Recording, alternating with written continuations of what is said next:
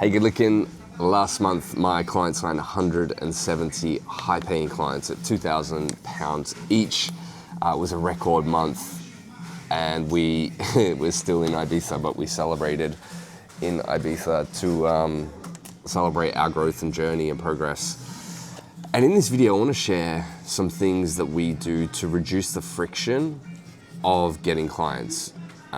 Because being responsible on helping get to this level of trajectory, there's some things that we do that are repeatable, and you can apply some of these into your business to make clients more flow and reduce the friction. So getting clients can be easy or easier than what it is now, because business is ultimately about living life on your terms. It's a vehicle for you to create your dream reality that you want. And struggling to get clients or having some friction in place to not get the clients you want is not fun. We do this for fun and freedom and impact, and hopefully some of these things can help you so that you can get clients a lot easier. So the first one is we engineer for a series of small yeses instead of one big yes. The one big yes is obvious. It's like, buy my shit. It's like, here's my program. It's 10 grand, pay me now. Like after they just see your ad. So they see your ad, they click on it, and then you're asking to book in a call, or you're asking for 10 grand up front. That is a big ask. So that's really low trust and big ask, and that's going to create friction. You may get some people do that, but a high probability of people will not do that. So therefore your actions will not be rewarded as well as what they could be if you engineer and optimize your process of going from cold to sold a bit better. So an example of that could be you run an ad and then you're asking for an opt-in, or you're asking for a follow. That may not make business sense and doesn't get you clients right away, but what it does is an easy yes for people to commit to take that step one step further along the process. So if you have 10 steps as an example, they're 10 easy yeses, and they're getting 10% closer to the big yes with every yes that they say. So for our client, we capture email addresses. This is our big thing. We capture email addresses, so then we have different forms of communication. As soon as they do that, we are able to then send them emails, we send them text messages, and then we get them into our nurture sequence, which is an online community. Is that the way to go? No, it's not the proven way to get 170 clients a month. It is highly optimized, and we've had one client acquisition process for 5 years, and we've built our community up to significant numbers, and we have engagement strategies, and we've got ways of communicating with people inside of the community. We have a lot of things going on, but that isn't the way to get clients. It's not the way that I do it. It's not the way I recommend anyone else to do it. We look at strengths and advantages and disadvantages and business model and time and input and team allocation, what you want. We take all these factors into consideration before creating a strategy. And for this client, this strategy is the best thing. What I'm trying to say is everything works.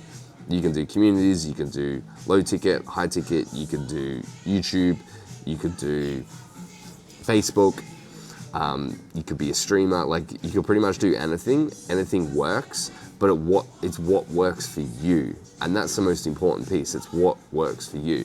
So having this strategy in place where we're asking for a series of easy yeses makes getting clients so much easier, because you're just moving them forward a little bit at a time rather than one big ask.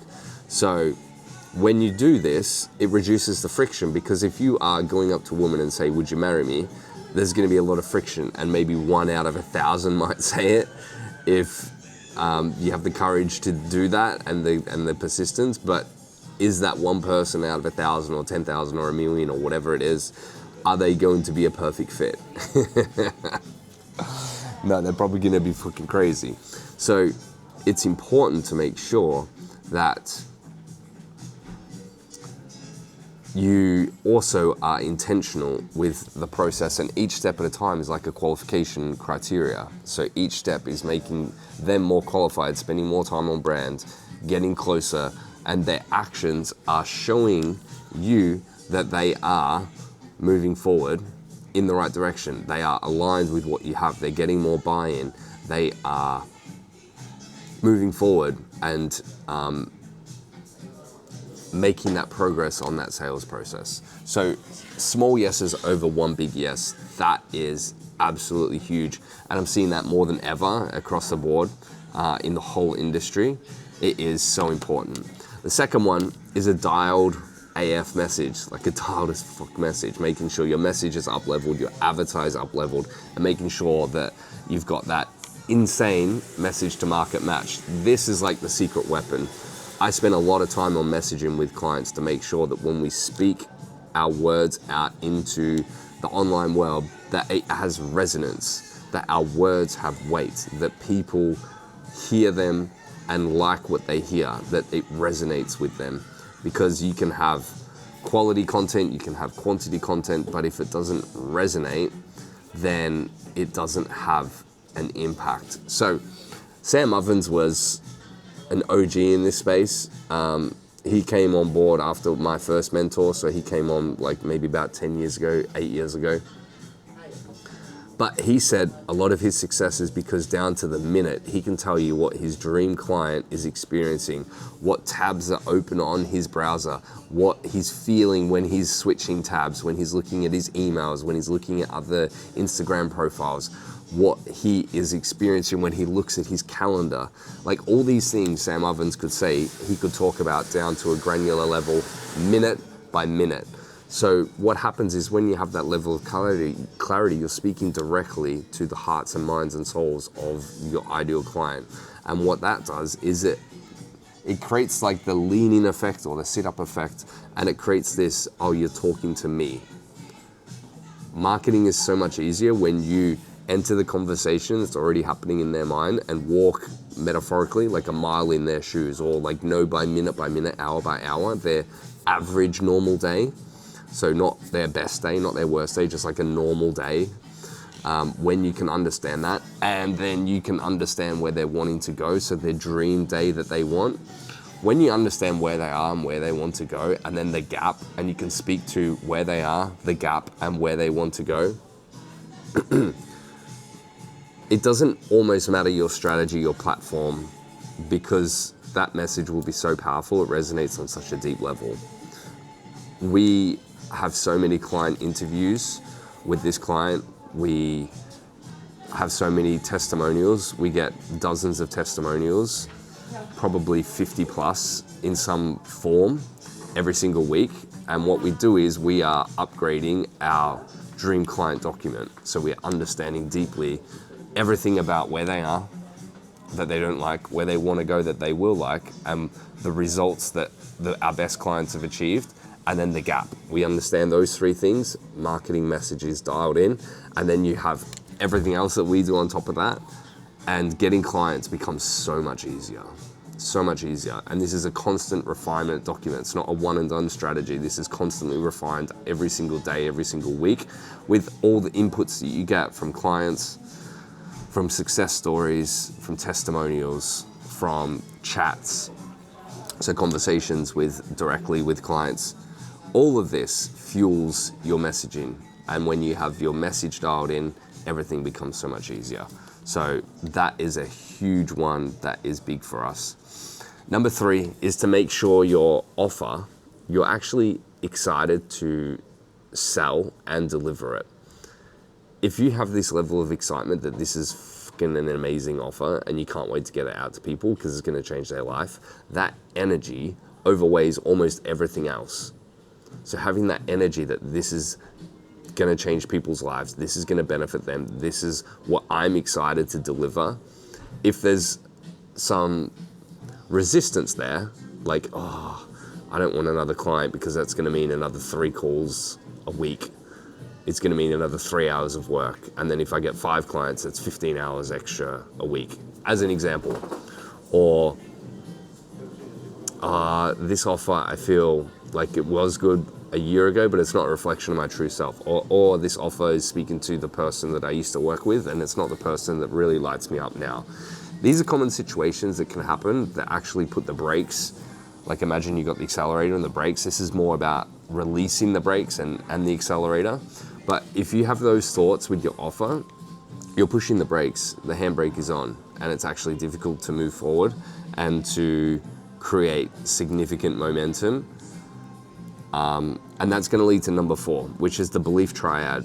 This is a quick exercise you can do to see how much belief you have and conviction behind your offer and what you're doing. So number 1, there's 3 beliefs that need to be an 8, 9, or 10. And the higher it is, the higher conviction you have, the more excited you'll be to sell and deliver your offer. So number 1 is you need belief on your offer.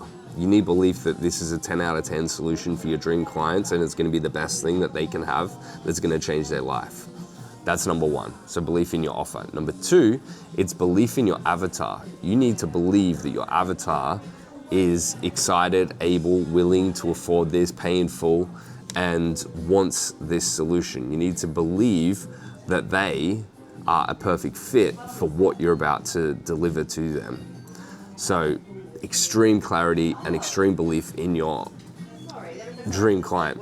And then number 3 is yourself, because you can have belief in your offer, belief in your client, but you are the person to deliver it to them. You are the person that is the bridge in between the offer and your dream client. So it's making sure you have the belief and conviction in yourself that you are the one that is born to do this, that's more than capable, more than able, and can do this. Like you can sign more clients more easily and have a huge impact. And the more you believe in this, and there's a lot more to this, this is like the 80-20 version. This is a very high level 101, but you could just take this as an analysis, right? Am I lacking belief in my offer? Am I lacking belief in my client? Or my dream client, or my avatar, or am I lacking belief in myself? Those 3 things can help you understand and audit where you are. We go deeper on this with our clients to make sure that they are an 8, 9, or 10.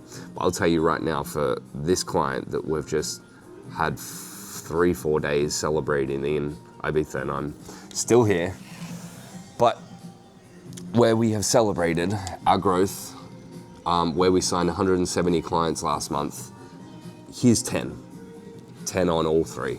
And you can feel that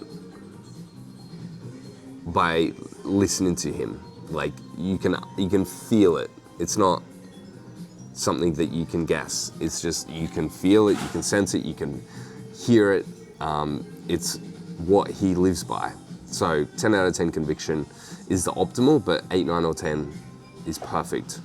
And then whatever the biggest bottleneck is, work on that, increase that, go out and sell your ass off, because it's gonna be the best thing that the clients can have. And having that energy behind it is huge. So then the last one, that was 4, so 5, is YouTube watch hours. This is something that is huge. The higher the watch hours I've seen for clients, the better everything just works. Like the more inbound DMs you get, the more offer docs sent, the more sales calls or whatever you do, the more general inquiries, the more comments, the more engagement, the more clients, the more sales, the more cash. I am convinced that YouTube hours consumed is the number 1 metric. I spoke with Hamza on this. He has millions of subs. He says it's the number 1 metric. He says he doesn't look at his YouTube dashboard, just looks at that one metric. That is the one that overrules everything. And if people are spending hours watching your content while you're doing whatever you're doing, that is the optimal leverage point that makes sales so much easier, or easy. Because if you get someone to binge a few of your YouTube videos and then they send you an inbound message, that person is worth a lot and has buy-in. And is pre-sold, because we always want to pre-sell, so we never have to hard sell. We want to have conviction, so we never have to have persuasion. You can have persuasion in little elements, but your biggest persuasion point is your aura, it's your energy, it's who you are, it's how you show up. And if you can master that, then, and apply these 4 principles that I've shared and get high view time, because ultimately it's about hours consumed, not time on list. the more time on brand, the easier sales become, because that allows you to pre-sell so you don't have to hard sell, because you're always going to have a seesaw with marketing and sales. And if you have weak marketing, you need to have strong sales, and that is not what I want to have. I want to have strong marketing, which means great content, so sales becomes easy. So the better your marketing, the easier your sales, and that's what the whole point of this video is for. Hope it's been useful. I'm gonna go get some nice breakfast now. Off we go. Peace.